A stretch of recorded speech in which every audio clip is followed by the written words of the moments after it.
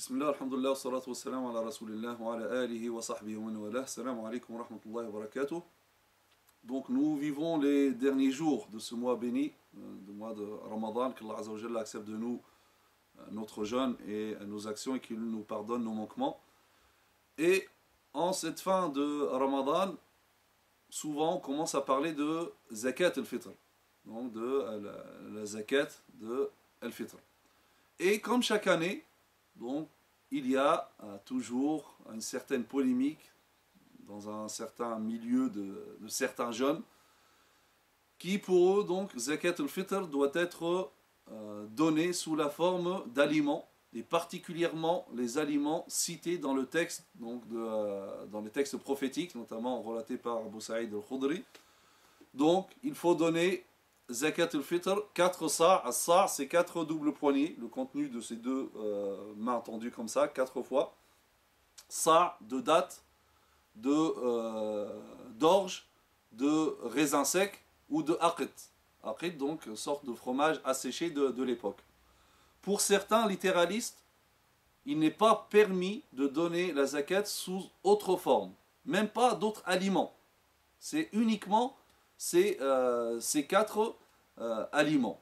Alors, bien sûr, à plus forte raison, ils rejettent farouchement l'idée de donner la zakat, donc de donner la valeur monétaire de la zakat sous prétexte que ce n'est pas conforme à la sunna. Ce qui serait conforme à la sunna, c'est donc donner zakat sous forme d'aliments et de ces 4 aliments en particulier. Or, en réalité, ça c'est une restriction qui est en contradiction avec la sunna elle-même. Et le problème de ce genre de discours, c'est le fait de dire que c'est ça la sunna. Et ça, c'est vraiment une compréhension restrictive de la sunna, car peut-être tu peux dire c'est ta compréhension de la sunna. Mais pourquoi dire que c'est ça la sunna? Pourquoi tu veux t'accaparer la sunna en disant que mon avis représente la sunna et tout autre avis donc serait contraire à la sunna. Alors que lorsqu'on parle notamment le fait de donner la valeur monétaire, on parle de l'avis de Abu Hanifa. Est-ce que Abu Hanifa il est contraire à la sunna? Il ne connaît pas la sunna, Abu Hanifa? Ni ses élèves, ni toute l'école hanafite? Aucun d'entre eux. C'est également l'avis de l'imam Hassan al-Basri, donc l'élève de Ibn Mas'ud. Le Hassan al-Basri, tabi'i, il ne connaissait pas la sunna non plus. C'est également l'avis de l'imam al-Thawri, donc qui était l'imam de l'Irak, un tabi'i. Donc est-ce que lui non plus ne connaît pas la sunna? C'est également l'imam du grand calife, Omar ibn Abd al-Aziz, considéré comme le 5e calife orthodoxe. Il est mort en l'an 101 de l'Hégire. Est-ce que lui non plus ne connaissait pas la sunna?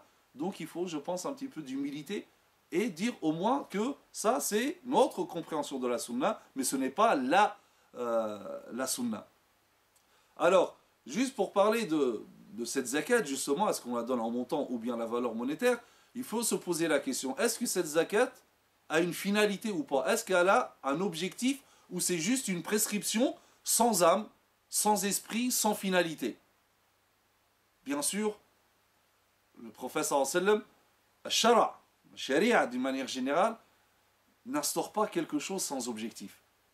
Et d'ailleurs, le prophète sallallahu alayhi wa sallam, comme dit Ibn Abbas, donc il dit que le prophète sallallahu alayhi wa sallam a instauré zakat al-fitr, donc pour réparer les manquements dans notre jeûne, mais également pour nourrir les pauvres. Donc, l'objectif de la zakat, c'est nourrir les pauvres, leur donner de quoi se nourrir. Deuxièmement, le prophète sallallahu alayhi wa sallam dit dans un autre hadith,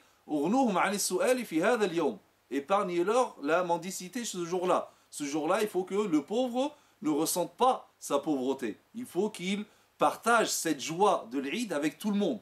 Donc, il ne faut pas qu'il ressente le besoin ce jour-là. Donc, voilà le maqsid, donc la finalité de la zakat. Et effectivement, le prophète sallallahu alayhi wa sallam, en indiquant ces formes d'aliments, il a respecté l'objectif et la finalité de la zakat. Pourquoi? Parce que l'orge, le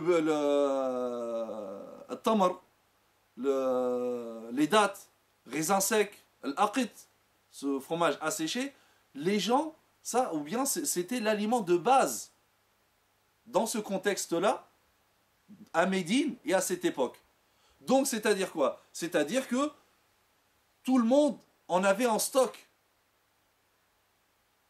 Et donc, celui qui allait payer la zakat, donc c'est facile puisqu'il en a.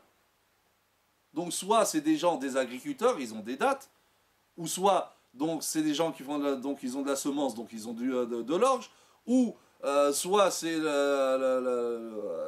ils ont de l'aqit, fromage asséché, mais ils l'ont en réserve. Ils ont des réserves de ces aliments, donc c'est facile pour eux de prendre de ces réserves. Et ils vont donner ça à qui? À ces pauvres. Et nous avons dit que ça, c'est l'aliment de base. Tout le monde l'utilisait. Donc c'est facile pour celui qui donne et c'est utile pour celui qui reçoit. Voilà la finalité de la zakat. Certains nous diront, oui mais alors pourquoi le prophète sallam il n'a pas établi la zakat sous forme donc, ou bien en donnant la valeur, en donnant de l'argent? Tout simplement la réponse c'est pour la même chose. C'est en respectant la finalité. Pourquoi? Parce que à l'époque, la monnaie était extrêmement rare. Soit il y avait le dinar qui venait de Byzance, ou le dirham qui venait de Perse. Et c'était très très rare. Les gens, donc, la monnaie ne circulait pas. Il y avait pas, c'était pas tout le monde qui avait la monnaie. Donc, si le professeur sallam avait demandé de donner le dinar ou le dirham, qu'est-ce qu'aurait fait la personne qui a des dates de l'orge ou etc. Il aurait vendu cela pour avoir des dinars et il aurait donné les dinars ou le dirham aux pauvres. Et le pauvre, qu'est-ce qu'il aurait fait de cela? Ben, il aurait acheté cette même chose que le donneur avait en réserve. Donc ici, la logique veut que, bien sûr, on va donner directement cela. De nos jours, les choses se sont inversées. De nos jours, si quelqu'un, hein, tu ramènes un sac, des kilos d'orge à quelqu'un, à un pauvre, un étudiant hein, qui vient du bled, il n'a pas de bourse, il est en galère financière, et toi tu viens avec un sac d'orge ou des cartons de dates, il dit voilà la zakat. Voilà, billahi, qu'est-ce qu'il va faire de cela? Il dit non, tu es contre la sunna. Mais c'est toi en fait qui es en train de mourir, de faire mourir la sunna. Tu considères que la sunna n'a pas d'âme. C'est un corps sans âme. Or, loin de là, la sunna n'est pas comme ça. Donc, de nos jours, si on ramène ça à ce pauvre, des kilos de dattes, ou d'orge, ou de blé, ou de riz, ou de ce que vous voulez. Et d'ailleurs, hein, rappelons que les premiers savants, ils ont pris cette notion, hein, cette finalité de zakat. Parce que dans les endroits où il n'y avait pas ces 4 aliments, les savants, ils ont dit, on donne de ral qut ahl al-balad. On donne de l'aliment le plus répandu dans le pays. Donc si c'est un pays où il y a du riz, donc c'est-à-dire que les gens auront en réserve du riz, et les pauvres, ils mangent le riz, ils utilisent. Donc, ils respectent cette finalité.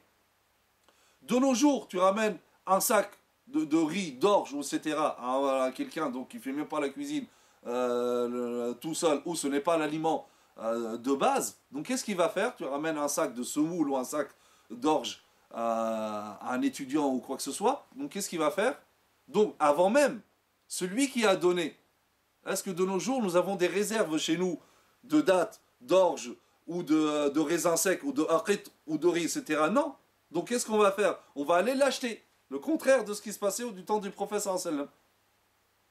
Donc je vais aller l'acheter et je vais le donner à ce pauvre. Le pauvre, pour lui, il n'a rien à faire de cela. Qu'est-ce qu'il va faire? Tu lui donnes un sac de 25 kilos de semoule. Maintenant, ça a changé. Les gens ne fabriquent plus leur pain, etc. C'est fini ce temps-là. Donc qu'est-ce qu'il va faire? Il va aller le revendre.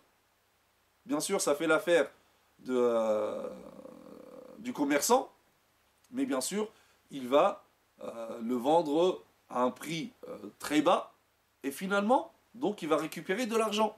Alors pourquoi ne pas lui donner directement cet argent, et comme ça, il va recevoir vraiment la somme sans qu'elle soit diminuée.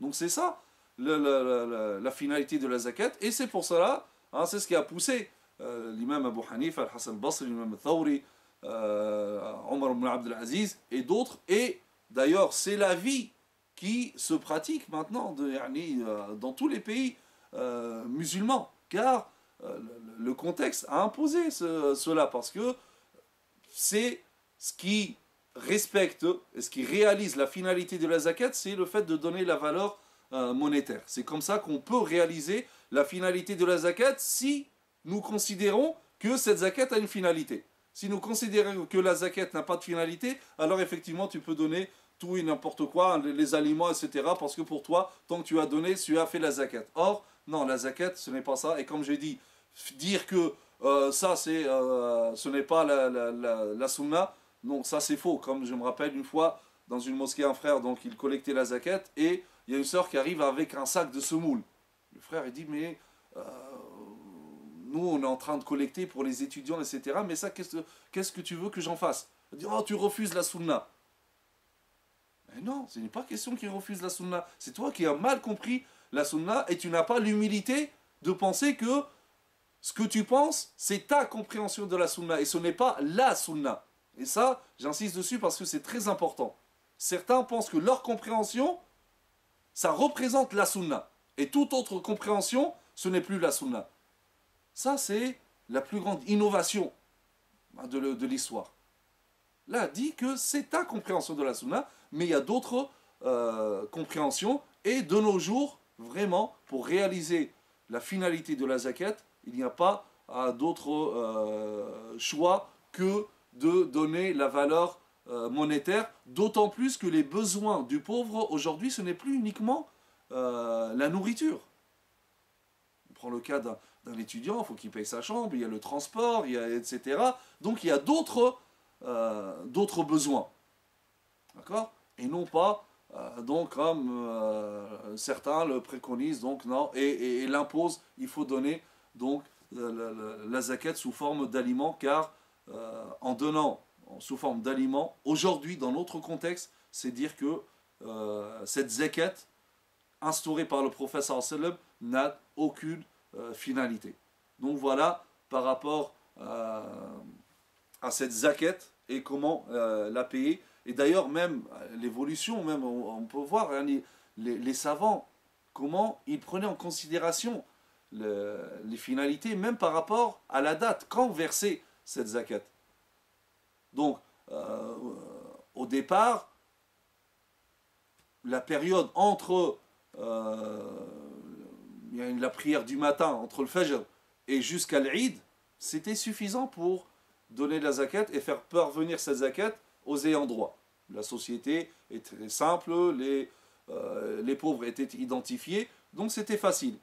Mais ensuite, avec l'expansion ou l'évolution de la société, là, les savants, comme l'imam Malik, a dit donc, on peut la donner un jour ou 2 jours avant l'Eid. Parce que là, la ville était plus grande, c'était plus complexe, donc on avait besoin plus de temps pour collecter ou donner la zakat.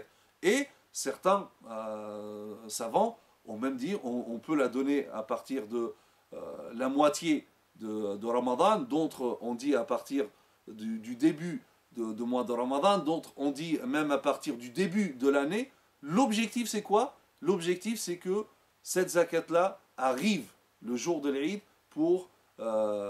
arrive aux pauvres. Donc, nous réalisons donc la finalité de la zakat. Donc voilà tout ce qu'il faut savoir sur cette obligation, et ce qu'il faut retenir, que toutes les prescriptions de l'islam sont toujours liées à une finalité.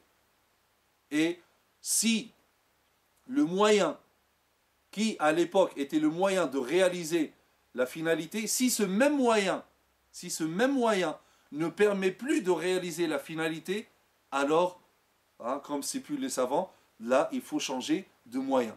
Je répète, donc s'il y a un moyen, à l'époque du prophète sallallahu alayhi wa sallam, donc il y avait un moyen qui réalisait une finalité. Si ce moyen, donc, il ne réalise plus la finalité, donc là, il faut changer le moyen.